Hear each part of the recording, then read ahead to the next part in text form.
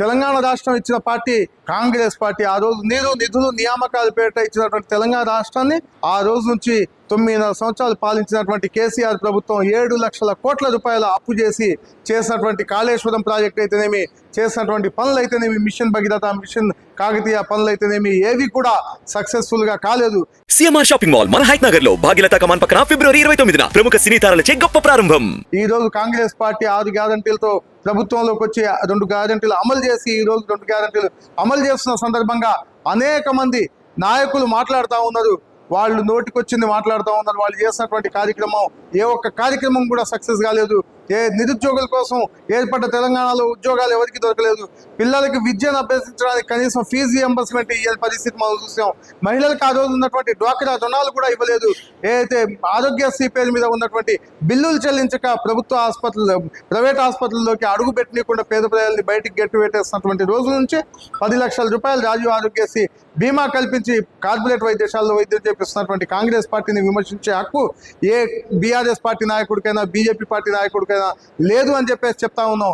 ఒకవేళ ఇట్లే మాట్లాడుకుంటూ పోతే సామాన్య ప్రజలందరూ కలిసి మీ నాలుక చీరేస్తారని చెప్పేసి కూడా ఈ సందర్భంగా తెలుపుతా ఉన్నాం.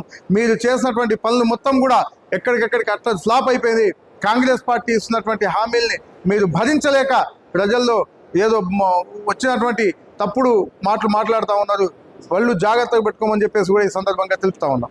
చేసేటటువంటి ప్రజా పాలనలో భాగంగా కాంగ్రెస్ పార్టీ అమలు చేయబోతా ఉంది. ఏదైతే కర్ణాటక రాష్ట్రంలో కూడా 5 గ్యారంటీలు ఇచ్చాము, 5 గ్యారంటీలు అమలు చేసి చూపించాము. అదే రకంగా ఈరోజు గ్యారంటీ అనే పదాన్ని బీజేపీ వాడుకుంటా ఉంది. గత 9-10 సంవత్సరాల నుంచి ఉన్నటువంటి పాలన చేస్తున్నటువంటి బీజేపీ పార్టీ ఇవాళ వరకు ఒక పాకేసుకునేటటువంటి అవకాశం కూడా సామాన్యుడికి ఇవ్వని పార్టీ ఈ రోజు చెప్తా ఉంది, మేము వస్తే గ్యారంటీ ఇస్తాం, గ్యారంటీ ఇల్లు కట్టించేసి ఇస్తామని చెప్పేసి చెప్తా ఉన్నాం.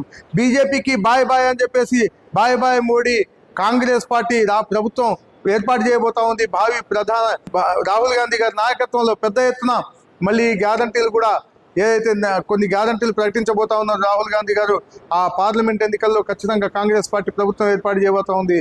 ఈ దేశంలో ఖచ్చితంగా కాంగ్రెస్ పార్టీ ప్రజాస్వామ్యాన్ని నిలబెడతా ఉంది.